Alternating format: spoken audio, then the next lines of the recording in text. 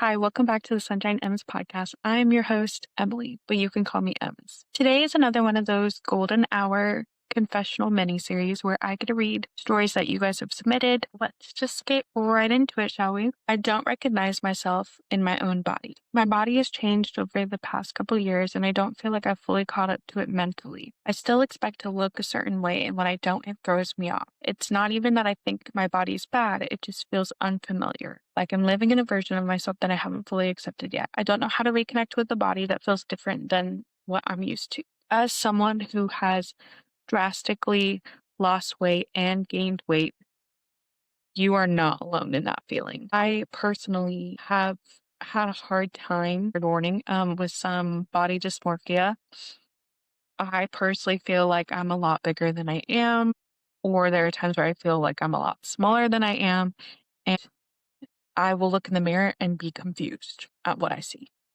So you are not alone when you don't recognize yourself in photos or in the mirror. I think the feeling of how you feel in your body matters more than how you look in your body, but that disconnect is definitely life altering. And I'm so sorry that you're experiencing that. Thank you so much for sharing. I know that that was very vulnerable. Okay. Tired of thinking about my body, analyzing it, comparing it, trying to fix it, trying to feel okay in it. It takes up more mental space than I want to. I don't even necessarily need to love my body all the time. I just want to feel neutral, to exist without it being a constant focus. I don't know how to get there, but I know I don't want to feel like this forever. I 1000% can relate to this one. I get so tired of feeling like I'm taking up too much space. I'm constantly thinking about how my body is compared to other people around me, and I'm exhausted and I'm tired. And I too don't want to be thinking about my body this much. It is something that is constantly in my brain when I do any action ever. Something that I'm working on is really learning to love my inner child and loving who I am on the inside so profoundly that when I do think of my body, it's not in a way that is hateful or over analytical.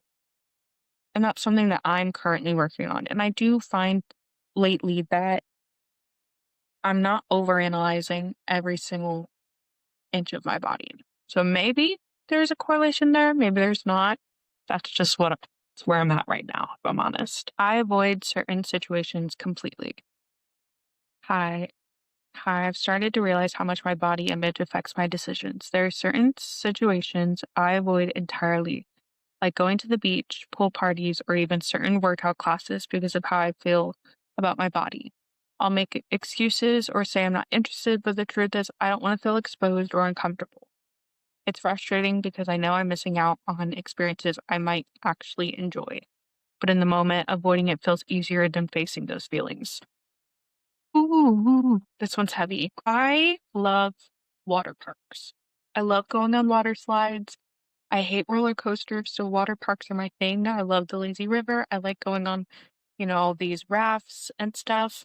I even grew up with one a couple hours away that I wanted to go to, and then I moved closer to the water park and I wanted to go all of the time. But then I was super aware of my body. Anytime I would go for safety reasons, they weigh people, and that was super triggering to me. You can ask my best friend Ashlyn. She went with me one time and she knows me. She knows where my head is at. So I wasn't allowed to look at the scale if it was green or red or anything like that. She literally was like, turn around. You're not seeing if you're good or not.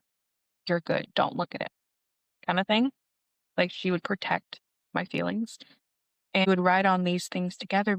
I looked at the weight limits online before going because I was just super aware of I'm probably not going to be able to go as a big group because the weight limit is this. So I was super insecure the whole time. So we would stand in line and I would just wait for our turn, which I was excited to ride the slide, but I was not excited about getting onto the raft and being weighed. I would just sit there and like look at the world below the slides and just I would go mute. Ashlyn realized really early on that that was what was going on. And she was like, "We're not doing that. We're not avoiding slides that you want to go onto just because of this." So I understand feeling like you're missing out on experiences you might enjoy, but you're avoiding them because it feels easier to avoid it. I too wanted to avoid certain situations. I was like, you guys go on the slide without me. I'm good. You guys go on without me. I'm good. Right. But it was my idea to go to the water park. I love the water park. If you want to do something like go to the beach or pool parties or try a workout class, go. If that means you put on a hat and sunglasses and headphones on or whatever so that you feel more removed from the situation, so that people aren't looking at you, you aren't looking at them, you're just focused on the task, do what you gotta do. But yeah, it's easier to avoid feelings. It's easier to do, like, the easy way out is to not go at all. But you wanna go. You wanna enjoy these things. So don't take the easy way out. Find ways to go around your insecurities. It's not easy. I'm letting you know that right now. It is not easy, but I highly recommend it so that you are still experiencing things that you want to try, that you might enjoy. And if you don't like it because of other circumstances and it had nothing to do with your body image, understood. You don't have to do it again, but don't let it dictate trying new things because you might be missing out on something that is life changing because you love it so much. So keep that in mind. Thank you so much for sharing. I've been reflecting on this recently and it made me sad. I realized that I've been aware of my body in a critical way for as long as I can remember. I can think back to being young and already comparing myself to other people and noticing parts of my body I didn't like. It wasn't something that suddenly appeared in adulthood. It's been quietly there the whole time, and that realization made me wonder how much of my life has been shaped by thoughts I didn't even choose. I don't really know what it feels like to exist without that voice. I've mentioned this a few times, but I recall really early on, like elementary school, being so aware of my body and the fact that I didn't like people didn't like it, so I didn't like it. It's been in my head for as long as I can remember as well. And I can't really remember a time where it wasn't a factor. I think in those moments where I've been realizing that this is a wound or a scar that is decades old, I really take time and sit with it, and I become the person that I wish I had in those moments. Or, I reassure my feelings and I give myself love and grace and respect, things that I didn't give myself in those moments. Being aware of your body is not a bad thing. It's when it is in a critiquing, shameful, guilting kind of way. That's when it changes. When you start noticing the times that you are being rude to your body and your mind, I dare you to, in those moments when you're aware of it, try to reframe it or even just combat it with good. Ashlyn, she did this thing called Three Nice Things. And for those of you who've been listening to my podcast since the very beginning, back when this was a duo podcast, um, you remember Three Nice Things. Every time someone said something bad, Ashlyn had us say three nice things to combat that. If you are realizing that you are being mean to yourself, I dare you to say something nice and mean it. And it can start as small as, like, I like the outfit that I picked out today.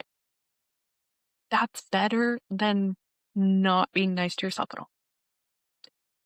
One step forward is always going to be better than saying still, no matter how big that step is or not. Sometimes the goal isn't loving your body or yourself every single second. Sometimes it's just having it so it's not taking up so much of your life. It's not dictating what you do next.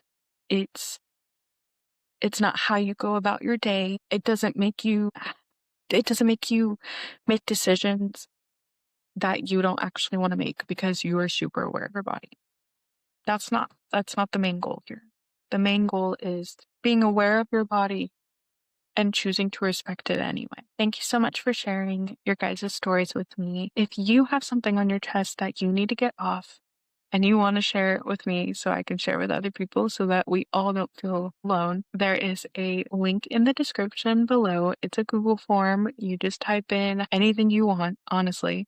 You can even say, hey, I don't want this shared. I've had a couple of those, and thank you so much for sharing anyway. I read those. I see you. I hear you. You are not alone. This golden hour confessional miniseries is every Tuesday, and then I do have a monthly series on Fridays. This Friday, I have an episode coming out about comparison, and girl, it's going to be a hard one. Mentally prepared for that. I know I am. I hope you took what you needed, left what you didn't, and in the meantime, show up for yourself. If not, I will show up for you. I love you guys, and I will see you next time.